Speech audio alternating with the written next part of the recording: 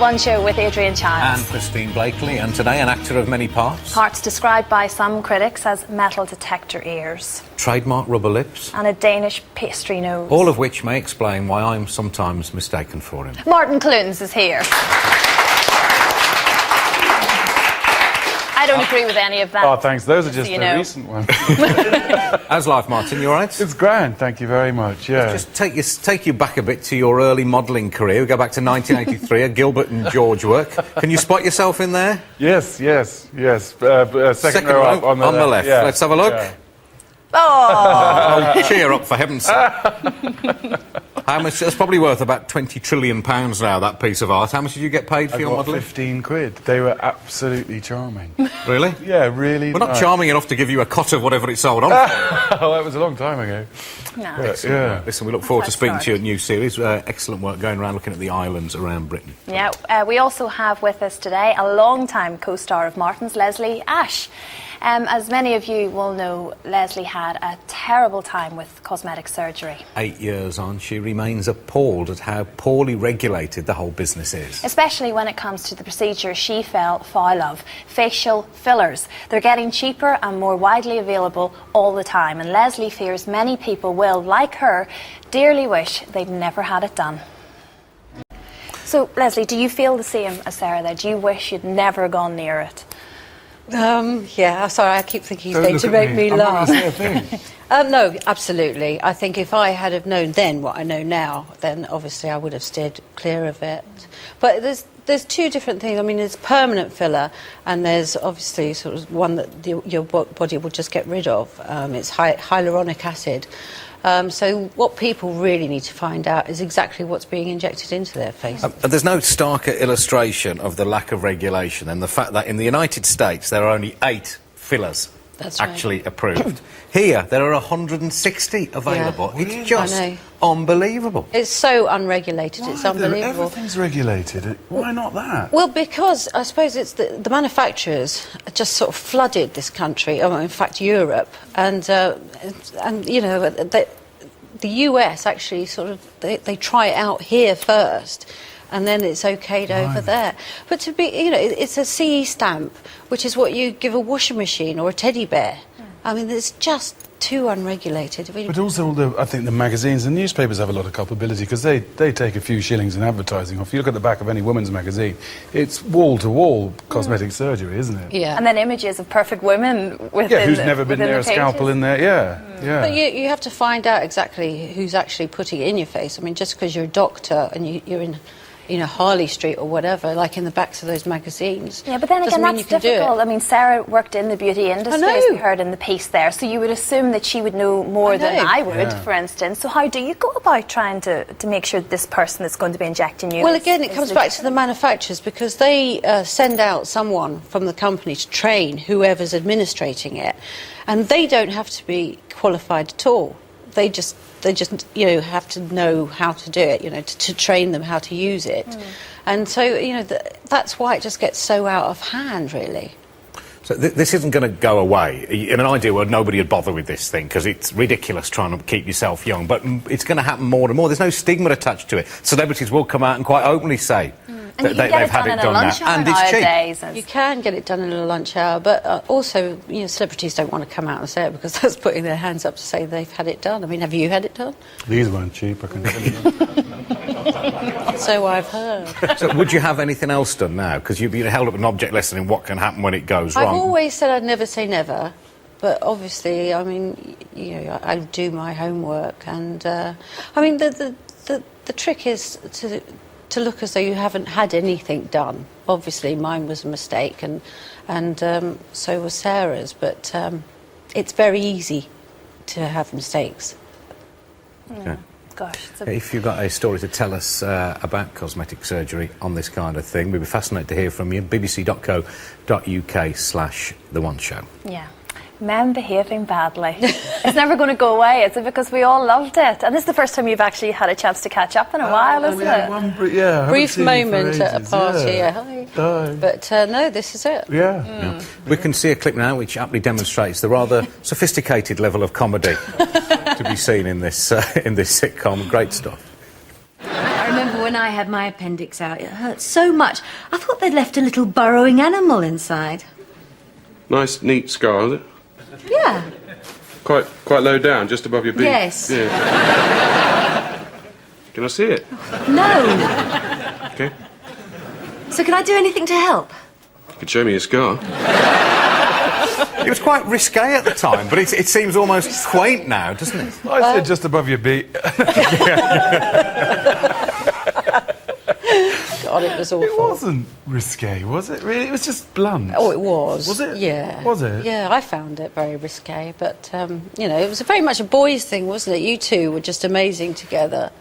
Yeah, but it wouldn't have worked had we not come up against you two. Do you know what I mean? It would never have worked with just the two of us. It wouldn't have been funny at all because you two always won, and I think that was what Needed was the female that was absolutely. You know yeah. that where he opened the door there. That was the place where he always used to.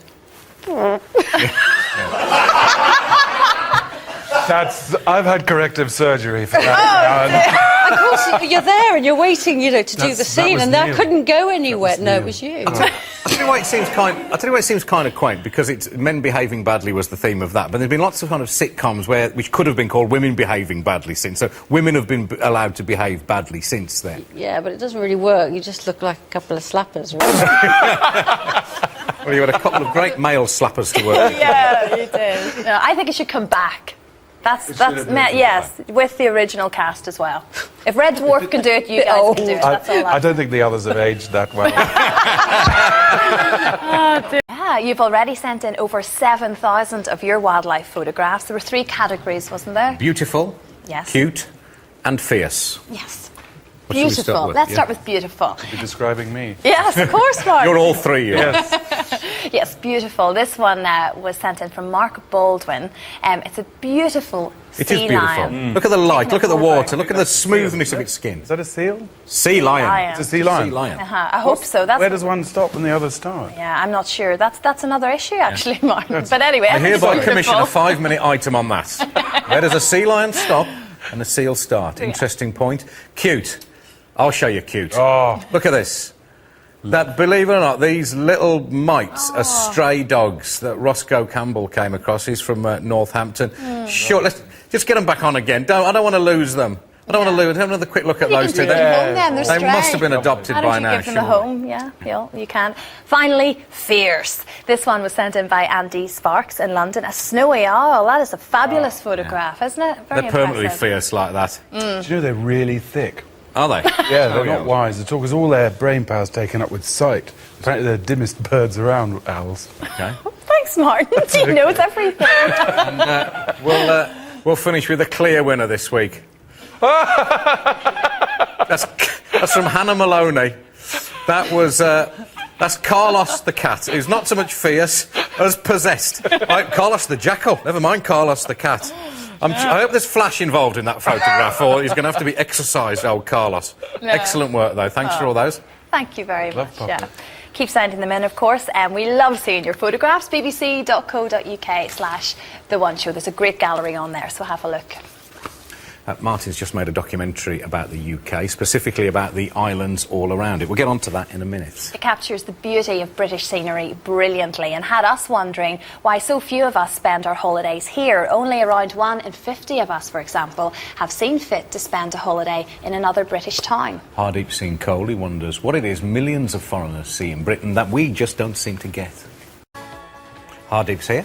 Well, I've got a radical new thought to encourage people to holiday in Britain. You don't get your full passport, Martin, until you filled in 4 pages on your Visit Britain passport. And there are 4 very special places, because I think we've got at least 4 brilliant places here, and I don't even include Skegness in that. In England, the Royal Botanic Gardens at Kew. You been there, Martin? Yes. I've been there. Christy? No, but I'm going in 2 weekends' time. Right, we can stamp your page then, Miss Blakely, Okay. and that's not a euphemism. 250th anniversary this year, unrivalled, all sorts of stuff. Who needs a rainforest? And it's got a great restaurant too. In Wales, Hay-on-Wye. Oh, lovely, yeah. Hay-on-Wye is beautiful. 52 weeks of the year, it's a beautiful place to go. It's got 35 bookshops in one town. The Brecon Beacons are nearby. You're not far from Snowdonia. You've got beautiful English countryside on the English side. And, of course, it's got the festival for a week of the year, which makes it even more special. In the north of Ireland, the Antrim coastline, not just the Giant's Causeway, but I'd say stretching all the way around to Donegal, places like Gweedore, with beautiful kind of views and the like. Rafting Island. And that is actually a World Heritage Site. And it seems shocking that we go around the world and we've got that on our doorstep. And my favourite, the Isle of Arran, where I used to holiday as a boy. Did you? I used to go up. Yeah, used to go. That's never the Isle of Arran. There's a palm tree there. I think you'll find that is Yeah, it the gets Isle the of Gulf Arran, Stream, doesn't taken from Antigua.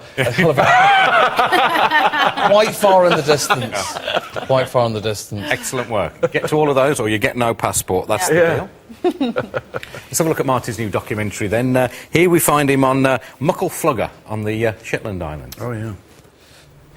Suddenly, my desire to reach the very top of the British Isles doesn't seem such a great idea. Especially when I look at my landing craft.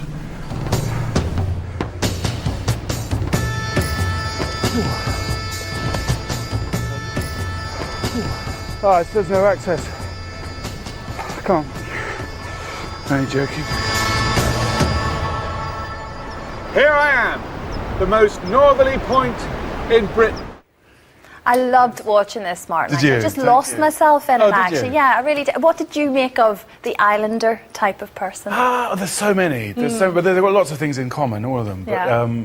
But what's in common? There's an investment of it. They all, work for a living and put their kids through school, blah de blah, like the rest of us or whatever. But then there's an investment of care in the well-being of the island and the community. The community, my God. Yeah, real You've never community seen it. spirit. Well, you can't really snub someone on an island. The coast sort of reflects things back in, and whereas you could not speak to a neighbour you had a dispute with for the rest of your life. On an island, I think people they need to deal with things. Is there one particular that stood out for you? Well, it's all governed by what time you had. I had a really good time down in the south on Sark, where there's no cars, and I like horses. I got to do my horse and carriage test, and then I rode the horse into the sea for a swim afterwards, which was, and bicycles and stuff like that. I like that. But up in the North Egg up there, and that was, those significant places. I don't know if you've ever stood at the bottom of South Afro or Cape Town, or you think you're at the bottom of that landmass, and the same with Muckleflugger there. You're just sort of aware of its significance. I mean, it's a great series, very lovingly done, but he's rather undermined it all in a newspaper article, hasn't he? Yeah, I'm going to pull you up on this. What? When asked if you had to choose between the island of Skye or St Bart's, you chose St Bart's, Martin. For a holiday destination. I wasn't asked that question. Are What you newspaper sure? was that in? Well, this is what we were told. I'm just don't believe what you read in the paper. reiterating Don't a comment shoot the I was told messenger. earlier. Yeah. So it was Skye, obviously, then, as opposed to I St didn't Bart's. get to Skye. I've never been to St Bart's. Okay, then. That was a very good chat, completely ruined at the end. If you're watching this on Sky Plus, just go straight through. In his series of films, if you're smoking with desire for those chimney pots, we've got a little guide for you on our website. Yes. Have a good look at that. All the pot news you could possibly want, all on there. Martin, you're a collector yourself of sorts, of the animal variety. Dorset Farm he has. Haven't been Lots of there long. animals. Already yeah. got 2 dogs, Yeah, 7 horses, 4 chickens. 16 fish. Let's not forget the cat. Oh, no, you can't forget that. Oh, that's not. Have you finished collecting now? Do you want any more on that farm? Oh no, we'll get more. Yeah, cattle. 4 of the horses are actually under 35 inches high. Oh, the little Shetland They're ponies, miniature aren't Shetland. They still Yeah. can't. They They're no do less count. valid. Just a wee No, little. they give you. No, they are not. Martin, lovely to have you on the show Oh, again. thanks very Good much. to see you. Thank you you. very much. Thank Hardy, you, Hardy. thanks to you too. Who have we got tomorrow? Tomorrow? Could it be a racing driver?